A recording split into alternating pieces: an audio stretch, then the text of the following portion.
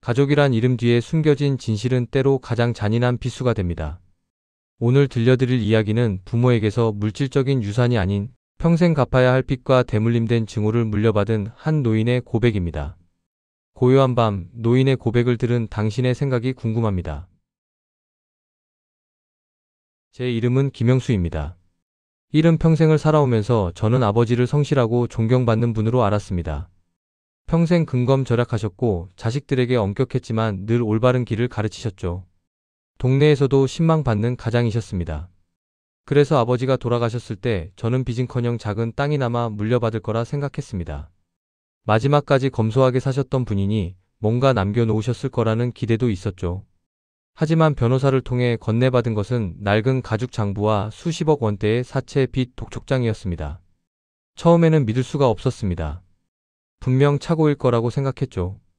아버지는 겉으로 보이는 깨끗한 모습 뒤에서 사업 실패와 도박으로 인생을 탕진하고 계셨던 겁니다. 그것도 수십 년 동안 말입니다. 더 충격적인 건 그 빚이 이미 제가 살고 있는 작은 아파트까지 담보로 잡고 있었다는 사실이었습니다. 아버지는 제 명의를 도용해 여러 곳에서 돈을 빌리셨던 겁니다. 유산이라고는 오직 이 감당할 수 없는 빚뿐이었습니다. 충격보다 더 큰 것은 배신감이었습니다. 평생 정의와 성실을 외치던 분이 저와 어머니의 삶을 지옥으로 만들 준비를 하고 있었다는 사실. 그것이 저를 무너뜨렸습니다. 저는 그 순간 아버지를 향한 존경심 대신 뜨거운 증오를 느꼈습니다. 제가 짊어져야 할 노년의 짐이 빚뿐 아니라 이 끔찍한 감정이라는 사실이 더 절망적이었습니다. 70평생을 살아온 인생이 한순간에 무너지는 느낌이었습니다. 빚을 정리하기 위해 어머니께 도움을 요청했습니다. 혹시라도 아버지가 남긴 재산이 있는지, 어머니가 아는 게 있는지 물었죠. 어머니는 한참을 침묵하셨습니다. 평생 순종적이고 말수 적으셨던 어머니는 묵묵히 제게 통장 하나를 건네셨습니다. 그 통장에는 아버지 몰래 수십 년간 모아온 비자금이 있었습니다. 빚을 갚기에는 턱없이 부족했지만 그 돈은 어머니의 유일한 피난처였습니다. 어머니는 처음으로 입을 여셨습니다. 내 아버지는 평생 사랑받는 남편 역할에 집착했다고 하셨습니다.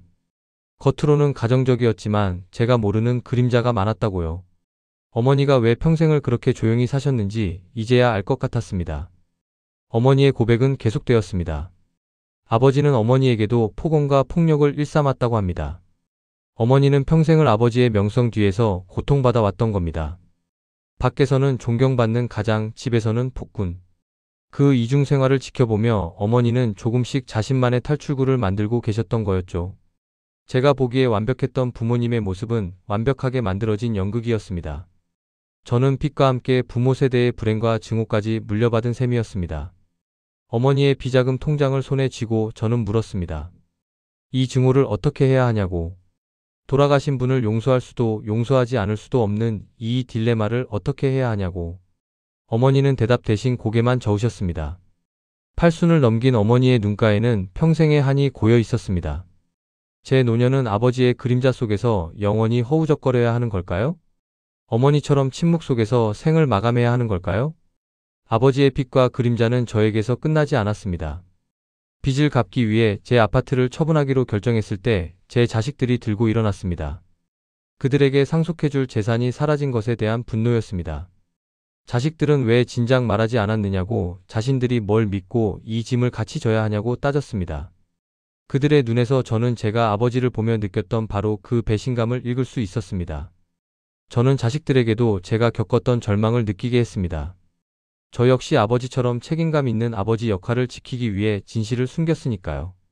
빚의 심각성을 알면서도 자식들에게 걱정 끼치기 싫어서 혼자 끙끙 앓았던 시간들. 그게 결국 상황을 더 악화시켰습니다. 증오는 이렇게 대물림되는 것이었습니다. 아버지의 거짓과 빚이 제 삶을 짓눌렀듯 제 절망과 침묵이 다시 제 자식들의 미래를 짓누르고 있었습니다. 저는 아버지를 증오했지만 결국 아버지와 똑같은 선택을 하고 있었던 겁니다. 문득 깨달았습니다. 제가 이 증오의 고리를 끊지 못한다면 제 자식들은 영원히 불행한 유산 속에서 살게 될 것이라는 것으로, 그들도 언젠가 자신의 자식들에게 똑같은 고통을 물려줄 것이라는 것으로 저는 결심했습니다. 빚과 관련된 모든 서류, 아버지의 낡은 장부, 그리고 어머니의 비자금 통장 내역을 모두 꺼내 놓았습니다. 자식들을 불러 모았습니다. 그리고 모든 것을 솔직하게 털어놓았습니다. 처음에는 분노했습니다. 당연한 일이었죠. 하지만 시간이 지나며 그들은 조금씩 이해하기 시작했습니다. 할아버지의 빚, 아버지의 고민, 그리고 이 가족을 짓눌러온 침묵의 무게를. 용서라는 단어는 여전히 입에 담을 수 없었습니다. 저는 아버지를 용서할 수 없었습니다. 아마 제가 죽을 때까지도 용서하지 못할 겁니다. 하지만 저는 더 이상 증오의 노예로 살고 싶지 않았습니다. 빚은 갚아야 할 현실이지만 증오는 제가 선택할 수 있는 감정입니다. 제가 할 수 있는 것은 아버지의 잘못과 제 인생을 분리하는 것뿐이었습니다. 이 빚은 당신의 몫이었지만 이 삶은 내 몫이다. 아버지의 묘 앞에서 속삭이듯 말했습니다. 저는 남은 삶을 아버지의 그림자 밖에서 진정한 나로 살아가야만 했습니다. 자식들에게도 말했습니다.